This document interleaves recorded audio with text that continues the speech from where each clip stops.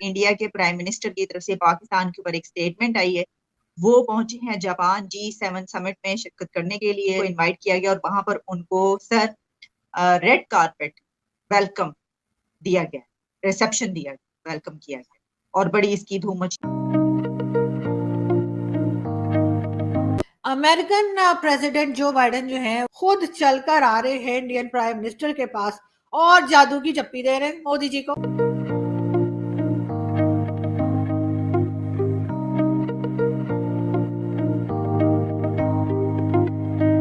عمران خان پاکستان کے خلاف امریکیوں سے مدد مانگنے لگے. امریکن پریزیڈنٹ جو بائیڈن جو ہیں وہ نریندر مودی جی کے پاس گئے اور رکھ کے ان کو جپی دی. جی ہاں, جادو کی جپی. بالکل عمران خان کی امریکہ سے مدد کی اپیل. عمران خان کی مبینہ آڈیو سامنے آ گئی.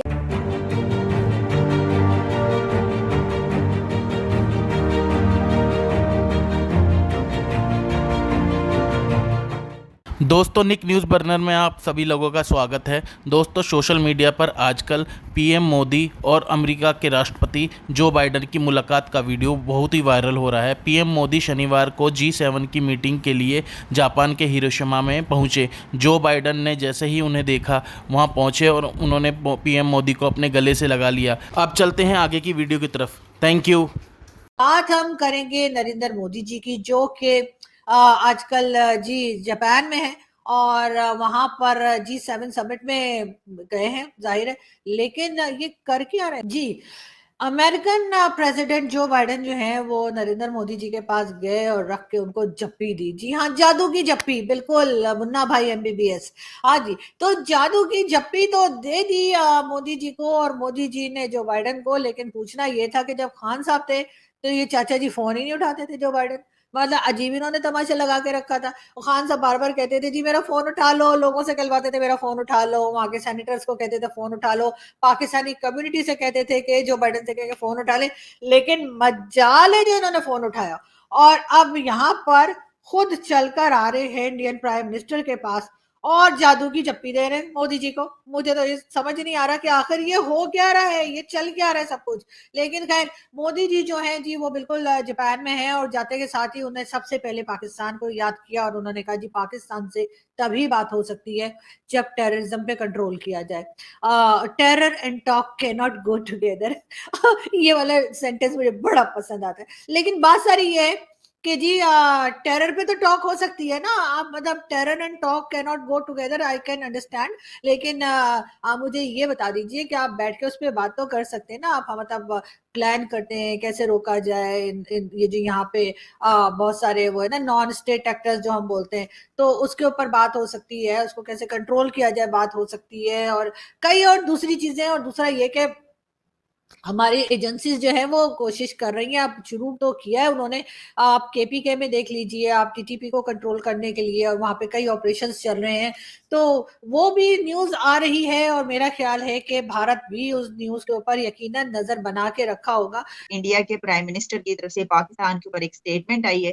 وہ پہنچے ہیں جاپان G7 سمٹ میں شرکت کرنے کے لیے. انوائٹ کیا گیا اور وہاں پر ان کو ریڈ کارپیٹ ویلکم دیا گیا, ریسپشن دیا گیا, ویلکم کیا گیا اور بڑی اس کی دھوم مچی ہوئی. اور اسی کے ساتھ انہوں نے پاکستان کے حوالے سے نکی ایشیا میں ان کا ایک انٹرویو پبلش ہوا ہے جس میں انہوں نے یہ کہا ہے کہ پاکستان کے ساتھ ہم بائی لیٹرل اور نارمل ریلیشنز رکھنا چاہتے ہیں جیسے نیبرنگ کنٹریز کے بیچ ہوتے ہیں, اور کنڈیوسو انوائرمنٹ ڈیپینڈ کرتا ہے پاکستان پر, جو کہ اب حالات وغیرہ دہشت گردی چلتی رہتی ہے, وہ اس کی انہوں نے بات کی.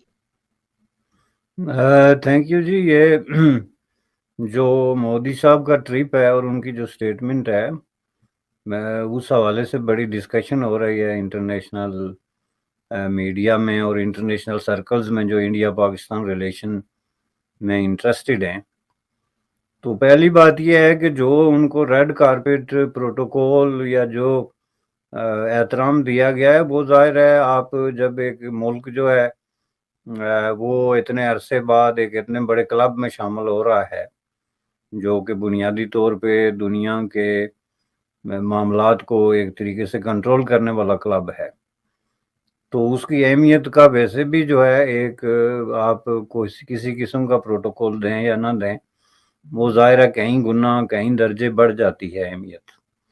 تو اس حوالے سے ظاہر ہے کہ اس میں جو ہے یہ اس کی ریفلیکشن آپ کو نظر آ رہی ہے، جو ان کو وہاں پہ میڈیا اٹینشن یا جو پروٹوکول جو لوکل آفیشلز کی طرف سے اور اس طرح مل رہا ہے۔ اور تیسرا یہ ہے کہ جاپان چونکہ بیسیکلی اس کو ہوسٹ کر رہا ہے، تو جاپان کے ساتھ ظاہر ہے ایک اسٹریٹجک پارٹنرشپ میں ہے اس وقت انڈیا، جو کہ الٹیمیٹلی ایک international kind of strategic partnership ہے، جو ساؤتھ چائنا سی اور انڈو پیسیفک اور پیسیفک سی میں، جہاں کے جاپان ایک بہت بڑا پلیئر ہے۔ تو اس حوالے سے ظاہر ہے ان کا بھی ایک فرض بنتا ہے کہ وہ اپنے ایک نیولی فاؤنڈ پارٹنر کو جو ہے وہ کس طریقے سے ایکوموڈیٹ کرتے ہیں اور اس کو ہائی لائٹ کرتے ہیں۔ تو اس لیے یہ ہے کہ یہ ساری چیزیں جو ہے نا، یہ اب آپ کو اس طرح کی خبریں اکثر ملیں گی۔